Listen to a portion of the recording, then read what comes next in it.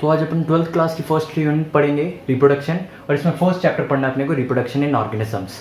तो अपन बचपन से पढ़ते हुए आ रहे हैं कि रिप्रोडक्शन क्या है। तो रिप्रोडक्शन एक बायोलॉजिकल प्रोसेस है जिसमें एक ऑर्गेनिज्म एक नए ऑर्गेनिज्म को बर्थ दे रहा है। इस चैप्टर में अपन सारे ऐसे टॉपिक्स पढ़ेंगे जो रिप्रोडक्शन से रिलेटेड है, जो आगे वाले चैप्टर में अपने को काम आने वाले, और इस चैप्टर को अपन स्टार्ट करते हैं।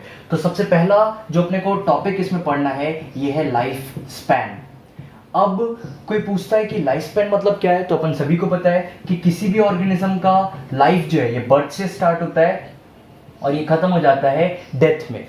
बर्थ से किसी भी ऑर्गेनिज्म का लाइफ स्पैन चालू होता है और ये खत्म हो जाता है डेथ में। अब बर्थ से लेके डेथ के बीच का जो टाइम पीरियड होता है, ये बर्थ से लेके डेथ के बीच का जो टाइम पीरियड है, इसी टाइम पीरियड को बोला जाता है लाइफ स्पैन। तो लाइफ स्पैन क्या है अपन सिंपली बता सकते हैं, बर्थ से लेके डेथ के बीच का जो टाइम पीरियड होता है इसी को बोला जाता है लाइफ स्पैन। और यहाँ पे जो डेथ के बारे में अपन बात कर रहे हैं ये नेचुरल डेथ होती है, नेचुरल डेथ। फिर जब अपन बात करते हैं लाइफ स्पैन की, तो क्या लाइफ स्पैन में सिर्फ दो ही चीजें होती है, एक होती है बर्थ और दूसरी नेचुरल डेथ? तो ऐसा नहीं है। जो लाइफ स्पैन होता है इसमें डिफरेंट फेजेस रहते हैं, इसमें डिफरेंट फेजेस रहते हैं। फॉर एग्जाम्पल अगर लाइफ स्पैन की बात करें तो ये इनिशिएट होता है बर्थ से, फिर इसके बाद जो सेकेंड फेज आता है इसको बोला जाता है जुवेनाइल फेज, या फिर इसको बोला जाता है ग्रोथ फेज, या फिर इसको बोला जाता है वेजिटेटिव फेज। और वेजिटेटिव फेज पर्टिकुलरली इसको बोला जाता है प्लांट्स के इसमें वेजिटेटिव फेज बोला जाता है। अब होता क्या है, तो अपने को पता है ऑर्गेनिज्म का बर्थ होता है, बर्थ होने के बाद जो जुवेनाइल फेज होता है या फिर जिसको ग्रोथ फेज या वेजिटेटिव फेज बोलते हैं, ये एक ऐसा फेज होता है जिसमें ऑर्गेनिज्म पर्टिकुलरली अपनी ग्रोथ करता है, अपने आप को केपेबल बनाता है कि वो आगे चल के रिप्रोड्यूस कर पाए। फिर जुवेनाइल फेज के बाद जो फेज आता है ये होता है रिप्रोडक्टिव फेज। ये एक ऐसा फेज होता है जिसमें ऑर्गेनिज्म क्या करता है, तो इसमें ऑर्गेनिज्म रिप्रोडक्शन के प्रोसेस शो करता है और नए ऑर्गेनिजम्स को प्रोड्यूस करता है। फिर जैसे ही रिप्रोडक्शन फेज खत्म होता है उसके बाद एक फेज चालू होता है जिसको बोला जाता है एजिंग, या फिर इसको बोला जाता है सेंशिएंट फेज। बट सेंशिएंट फेज जो टर्म है इसको बोला जाता है प्लांट्स के केस में, और एजिंग जो है ये ह्यूमंस या फिर एनिमल्स के केस में बोला जाता है। एजिंग मतलब बूढ़ा होना, और बूढ़े होने को ही सेंशिएंट फेज बोला जाता है, बट ये कब बोला जाता है, प्लांट्स के केस में बोला जाता है। और लास्ट में अपन सभी को पता है इसमें क्या होता है, डेथ होता है।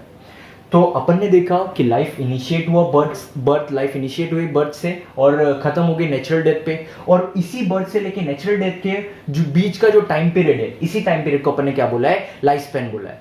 लाइफ स्पैन के बारे में अपन ने बात की कि इसमें बहुत सारे डिफरेंट फेजेस होते हैं। सबसे पहले देखा बर्थ होता है, बर्थ के बाद जुवेनाइल फेज होता है जिसको ग्रोथ फेज भी बोला जाता है, फिर वेजिटेटिव फेज भी बोला जाता है। ये एक ऐसा फेज होता है जिसमें ऑर्गेनिज्म अपने आप की ग्रोथ करता है, बाहर से बॉडी की ग्रोथ होती है, अपने आप को केपेबल बनाता है ताकि आगे चल के क्या कर पाए, रिप्रोड्यूस कर पाए। जैसे ही जुवेनाइल फेज खत्म होता है एक नया फेज चालू होता है जिसको बोला जाता है रिप्रोडक्टिव फेज। रिप्रोडक्टिव फेज जो होता है इसमें ऑर्गेनिज्म पर्टिकुलरली रिप्रोड्यूस कर पाता है। फिर इसके बाद एक और फेज चालू होता है, जैसे रिप्रोडक्शन फेज खत्म होता है इसके बाद अगला फेज चालू होता है जिसे एजिंग बोला जाता है, सेंशिएंट फेज बोला जाता है, जिसमें ऑर्गेनिजम्स बूढ़े होते हैं, यहाँ पे ये लोग रिप्रोडक्शन नहीं कर पाते, और जैसी एजिंग खत्म होती है इसके बाद आती है डेथ। इस टोटल चैप्टर में अपने को जो कवर करना है वो पर्टिकुलरली अपने को कवर करना है रिप्रोडक्शन के बारे में, कि रिप्रोडक्शन क्या होता है, रिप्रोडक्शन के कितने टाइप्स होते हैं, कैसे अलग अलग ऑर्गेनिज्म किस टाइप का रिप्रोडक्शन शो करते हैं, उसके बारे में अपन इस चैप्टर में पढ़ने वाले हैं। तो अब अपन बात करते हैं लाइफ स्पैन की। क्या सभी ऑर्गेनिज्म की लाइफ स्पैन सेम होती है या फिर सभी ऑर्गेनिज्म की लाइफ स्पैन अलग अलग होती है? क्या होती है लाइफ स्पैन ऑर्गेनिजम्स की, तो इसके बारे में अपन देखते हैं।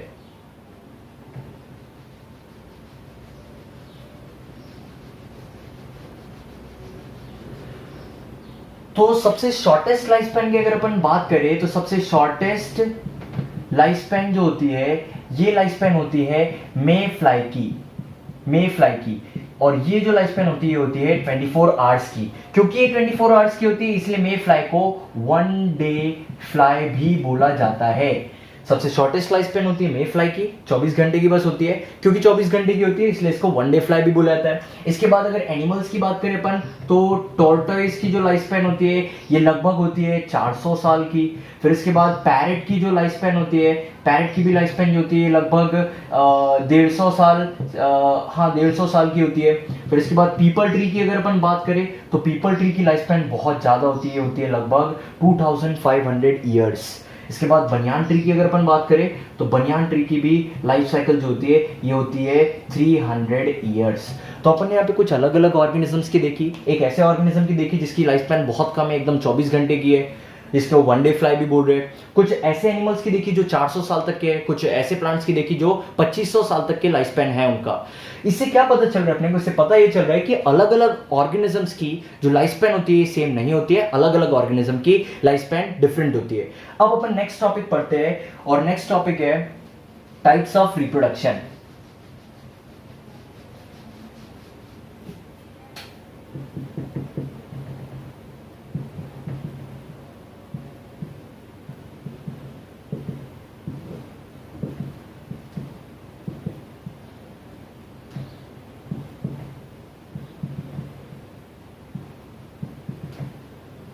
तो अपन सभी को पता है कि सेक्सुअल रिप्रोडक्शन और असेक्सुअल रिप्रोडक्शन ये दो टाइप होते हैं रिप्रोडक्शन के। अब किस बेसिस पे सेक्सुअल रिप्रोडक्शन अलग बोल रहे हैं और असेक्सुअल रिप्रोडक्शन अलग बोल रहे हैं, तो इसको देखते हैं अपन।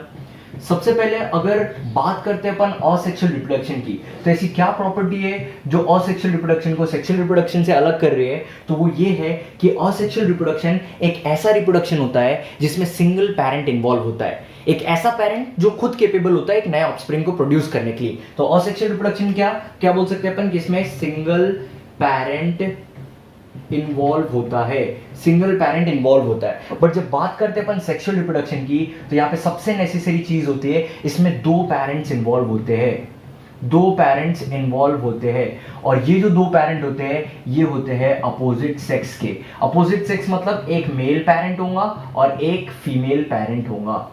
तो सबसे मेजर डिफरेंस क्या है असेक्सुअल और सेक्सुअल रिप्रोडक्शन में? असेक्सुअल रिप्रोडक्शन में सिंगल पेरेंट इन्वॉल्व होता है, एक ही पेरेंट कैपेबल होता है नया ऑफस्प्रिंग या फिर नया ऑर्गेनिज्म को प्रोड्यूस करने के लिए। बट जब सेक्सुअल रिप्रोडक्शन के बारे में अपन बात करते हैं तो इसमें दो पेरेंट्स इन्वॉल्व होते हैं और दोनों अपोजिट सेक्स के होते हैं, एक मेल ऑर्गेनिज्म होता है और दूसरा होता है फीमेल ऑर्गेनिज्म।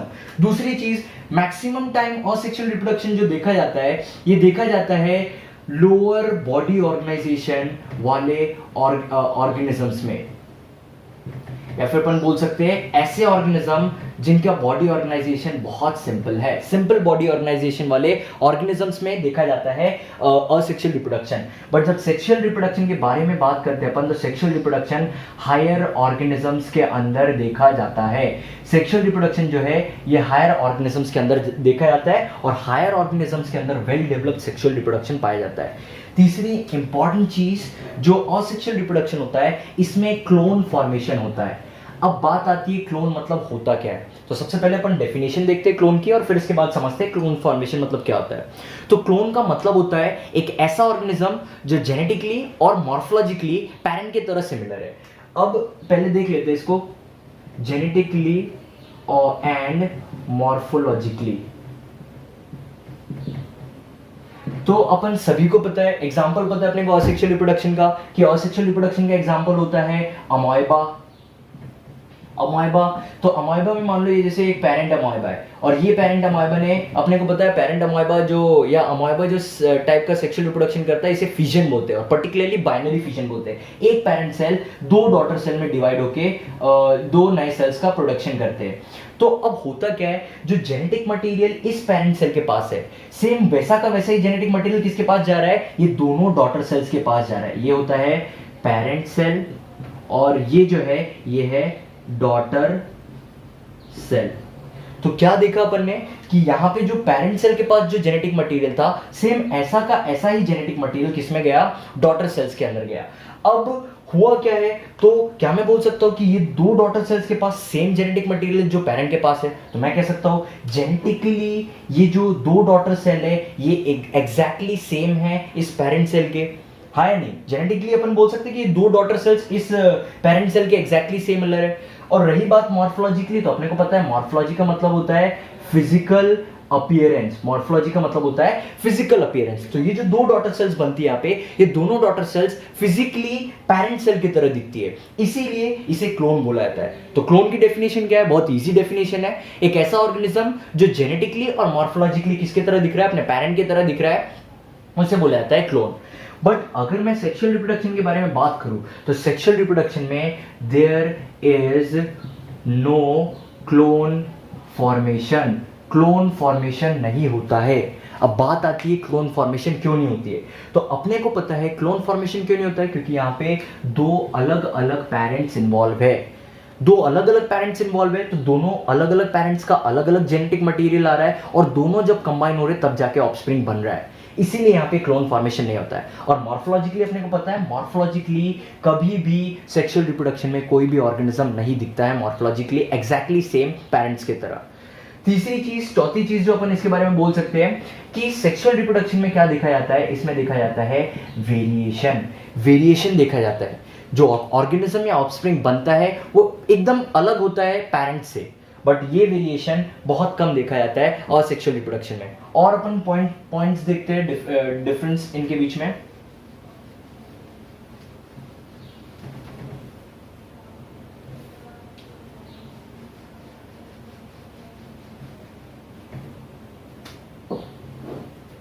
तो असेक्सुअल रिप्रोडक्शन में अब देखते हैं type of cell division. Cell division किस टाइप का होता है असेक्सुअल रिप्रोडक्शन में। तो जनरली असेक्सुअल रिप्रोडक्शन में जो सेल डिवीजन होता है ये होता है माइटोसिस सेल डिवीजन।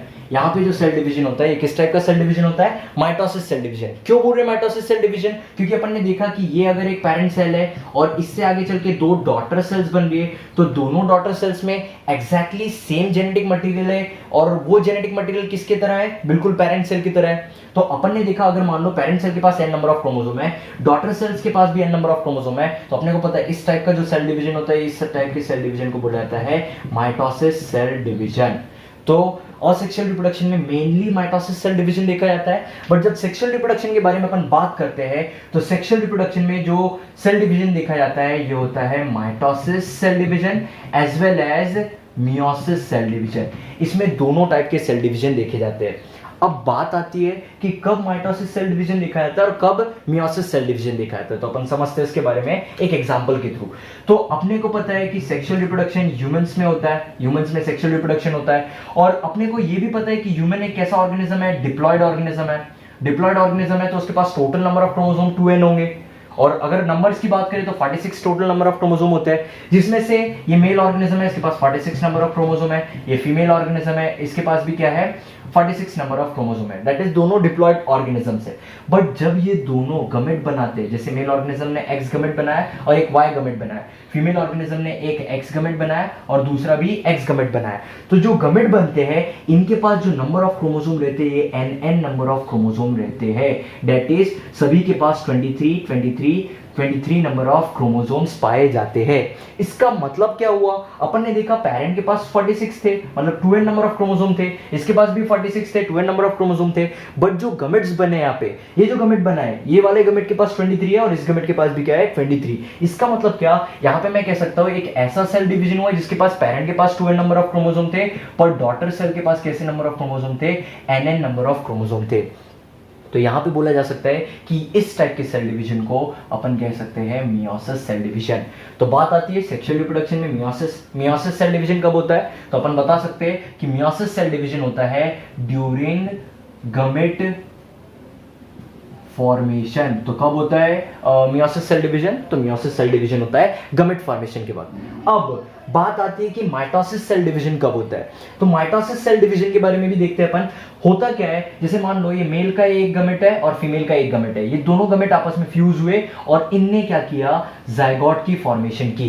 अब अपन सभी को पता है जो जायगोट बनता है ये किस तरीके का जायगोट बनेगा, ये एक डिप्लॉयड जायगोट बनेगा जिसमें 46 नंबर ऑफ क्रोमोसोम है, और अपने को आगे भी पता है कि ह्यूमन जो ये कैसा ऑर्गेनिज्म है, एक डिप्लॉयड ऑर्गेनिज्म है, उसके पास टोटल नंबर ऑफ क्रोमोसोम 46 है। इसका मतलब क्या है कि ये जो जायगोट है ये आगे चल के जो सेल डिवीजन करेगा ये किस टाइप का सेल डिवीजन करेगा, माइटोसिस सेल डिवीजन करेगा। इसका मतलब क्या है, जितने भी सेल्स अभी आगे प्रोड्यूस करेगा सारे के सारे सेल में 2n नंबर ऑफ क्रोमोसोम्स रहेंगे।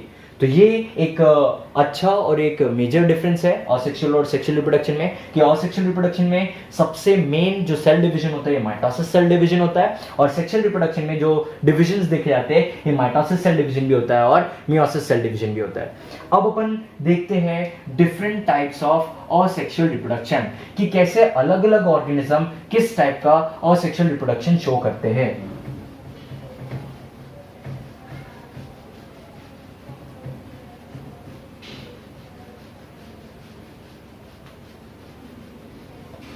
तो सबसे पहला जो अपन असेक्सुअल रिप्रोडक्शन पढ़ने वाले हैं, इस असेक्सुअल रिप्रोडक्शन को बोलते हैं फिजन। अपन सभी को पता है फिजन का मतलब होता है टूटना, या फिर इंग्लिश में इसको बोल सकते हैं अपन, इसको इंग्लिश में बोला जा सकता है स्प्लिटिंग। फिजन को बोला जाता है स्प्लिटिंग। अब ये जो फिजन होता है ये अक्सर ऑर्गेनिज्म में दो अलग अलग टाइप का देखा जाता है। किस बेसिस पे दो अलग अलग टाइप है? तो ये इस बेसिस पे है कि पेरेंट सेल्स कितने डॉटर सेल्स में डिवाइड हो रहा है। अगर पेरेंट सेल दो डॉटर सेल में डिवाइड हो रहा है तो इसको अपन बाइनरी फिजन बोल सकते हैं, और अगर पेरेंट सेल बहुत सारे डॉटर सेल्स में डिवाइड हो रहा है तो इसको अपन बोल सकते हैं मल्टीपल फिजन। तो फिजन के बारे में अगर बात करें तो इसके दो टाइप्स होते हैं। एक होता है बाइनरी फिजन, और दूसरा होता है मल्टीपल फिजन। अब बाइनरी फिजन मतलब क्या होता है और मल्टीपल फिजन मतलब क्या होता है? बाइनरी नाम से ही पता चल रहा है अपने को, बाइनरी मतलब टू, और मल्टीपल मतलब अपने को समझ में आ रहा है मैनी। इसका मतलब क्या? बाइनरी फिजन एक ऐसा फिजन रहेगा जिसमें पेरेंट सेल अगर बाइनरी फिजन की बात करें तो ये एक पेरेंट सेल है, इसको अपन बोल सकते हैं पेरेंट सेल डिवाइड होने के बाद सिर्फ और सिर्फ दो सेल्स बनाएंगे, इसका मतलब है दो डॉटर सेल्स बनेंगे। किसमें? बाइनरी फिजन में। बट मल्टीपल फिजन में क्या होगा? तो अपन बता सकते हैं कि मल्टीपल फिजन में अगर एक पेरेंट सेल है तो वो आगे चल के बहुत सारे डॉटर सेल्स बनाएगा। अगर एक पेरेंट सेल है तो वो आगे चल के बहुत सारे डॉटर सेल्स बनाएगा, और इसी टाइप के सेल डिवीजन को बोला गया है यहाँ पे मल्टीपल फिजन। तो मेजर डिफरेंस क्या था? बाइनरी फिजन सिर्फ दो डॉटर सेल्स बनाएंगे और मल्टीपल फिजन बहुत सारे डॉटर सेल्स बनाएंगे। एग्जांपल की अगर अपन बात करें तो सबसे पहले अपन देख लेते हैं बाइनरी फिजन के बारे में। बाइनरी फिजन का जो एग्जांपल होता है, इसका एग्जांपल होता है अमोएबा बाइनरी फिजन का एग्जांपल होता है। अमोएबा में जो बाइनरी फिजन होता है, या जिस भी ऑर्गेनिज्म में बाइनरी फिजन होता है, इस टाइप के फिजन को इमॉर्टल बोला जाता है, इमॉर्टल कहा जाता है। क्यों इमॉर्टल बोला जाता है? चलो इसको देखते हैं। तो अमोएबा में जब अपन बाइनरी फिजन के बारे में बात करते हैं तो ये एक पेरेंट सेल है, इसे अपन कह सकते हैं पेरेंट सेल। पेरेंट सेल सबसे पहले क्या करता है? तो बाइनरी फिजन शो करता है और दो डॉटर सेल्स बनाता है। ये दो डॉटर सेल्स बनाए, फिर ये दो डॉटर सेल्स क्या करते हैं? एक पर्टिकुलर ग्रोथ कर लेते हैं, और ग्रोथ करने के बाद ये आगे चल के और दो डॉटर सेल्स बनाते हैं। तो हो क्या रहा है? सबसे पहले एक अमोएबा था, एक पेरेंट सेल था, इसने दो डॉटर सेल बनाए। ये दो डॉटर सेल पहले ग्रोथ किए और दो डॉटर सेल ने और क्या किया? चार डॉटर सेल बनाए। तो यहाँ पे सेल्स जो है, ये सेल एक से दो, दो से चार, इस तरीके से बढ़ रहे हैं, और ये कभी इनका डेथ नहीं हो रहा है। बट यहाँ पे जो डेथ की बात कर रहे हैं अपन, ये एक नेचुरल प्रोसेस की बात कर रहे हैं। क्यों नेचुरल? नेचुरली अगर बात करें तो ये एक अमोएबा, इसने दो डॉटर सेल्स बनाए, फिर दो डॉटर सेल्स ने चार डॉटर सेल्स बनाए। बट मान लो अगर इस अमोएबा को डिस्ट्रॉय कर दिया गया तो ये आगे चल के डॉटर अमोएबा नहीं बना पाएंगी। तो ये जो पूरी प्रोसेस के बारे में अपन बात कर रहे हैं, एक नेचुरल प्रोसेस के बारे में बात कर रहे हैं। तो ये हो गया अपना एग्जाम्पल बाइनरी फिजन का। सबसे बेस्ट एग्जाम्पल है बाइनरी फिजन का अमोएबा। अब अपन देखते हैं मल्टीपल फिजन के बारे में।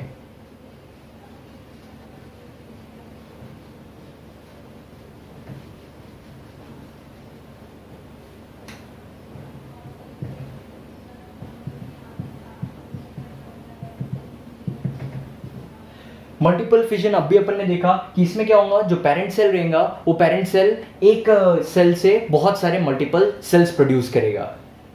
अब इसके जो एग्जाम्पल की अपन बात करते हैं, इसका सबसे बेस्ट एग्जाम्पल होता है प्लाज्मोडियम। प्लाज्मोडियम इसका सबसे बेस्ट एग्जाम्पल होता है। जैसे मान लो ये एक पेरेंट सेल है, अब होता क्या है? सबसे पहले पेरेंट सेल पूरी तरीके से डेवलप हो जाता है।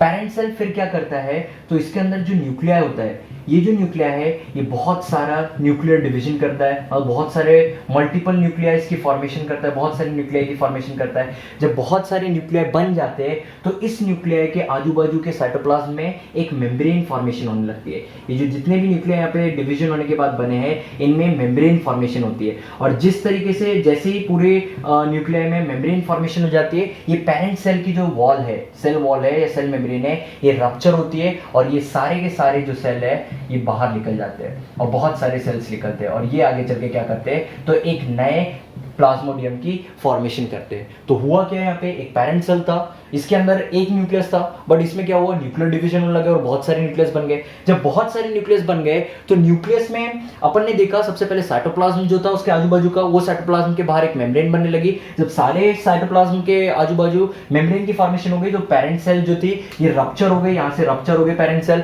और रप्चर होने के बाद यहाँ पे क्या हो गया, सारे सेल्स बाहर आ गए। अब ये सेल्स आगे चल के ग्रोथ करेंगे और ये फॉर्म करेंगे एक नए प्लाज्मोडियम की।